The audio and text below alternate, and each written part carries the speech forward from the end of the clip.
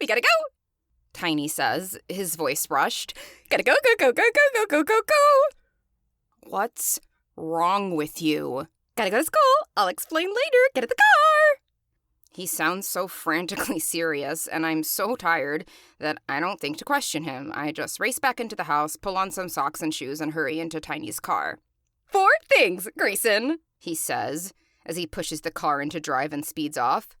What, Tiny, what's wrong?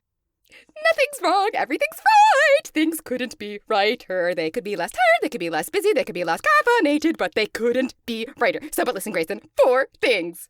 I can't believe you woke up my entire neighborhood at 5:43 for no reason. Actually, he says, his voice louder than seems entirely necessary at such a tender hour.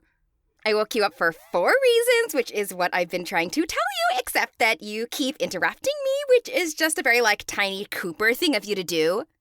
Okay, what are the 4 things? I ask.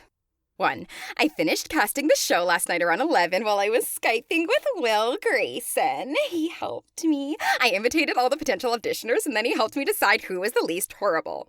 The other Will Grayson, I correct him. 2.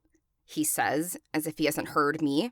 Shortly thereafter, Will went to bed, and I was thinking to myself, it's been 8 days since I met him, and I haven't technically liked someone who liked me back for 8 days in my entire life, unless you count my relationship with Bethany Keene in the 3rd grade, which obviously you can't since she's a girl. 3. And then I was thinking about that and lying in the bed, staring up at the ceiling, and I could see the stars that we stuck up there in 6th grade or whatever. Do you remember that? The glow-in-the-dark stars and the comet and everything? I nod, but he doesn't look over, even though we're stopped at a light.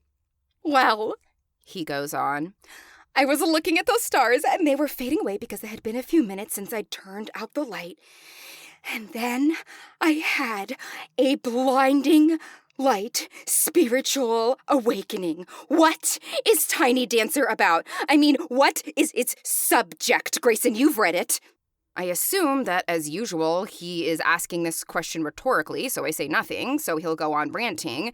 But he doesn't say anything for a while, and then I realize he actually does want me to answer.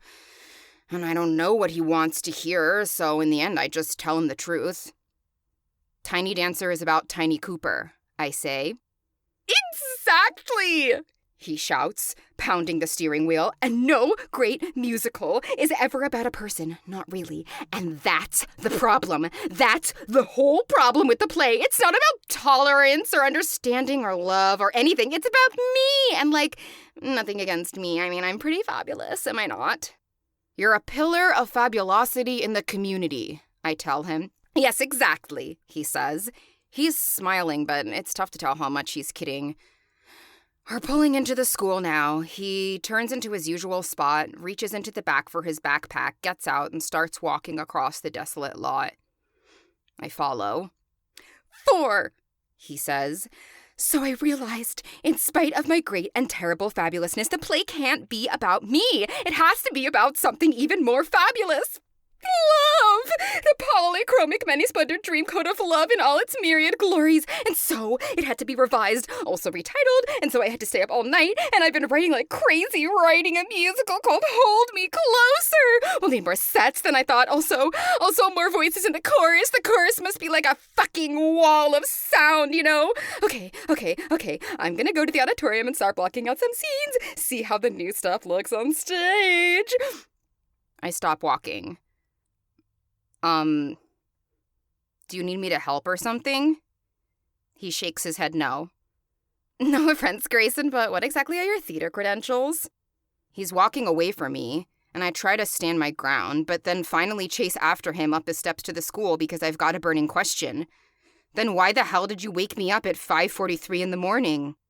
Well, I needed to tell someone, he says.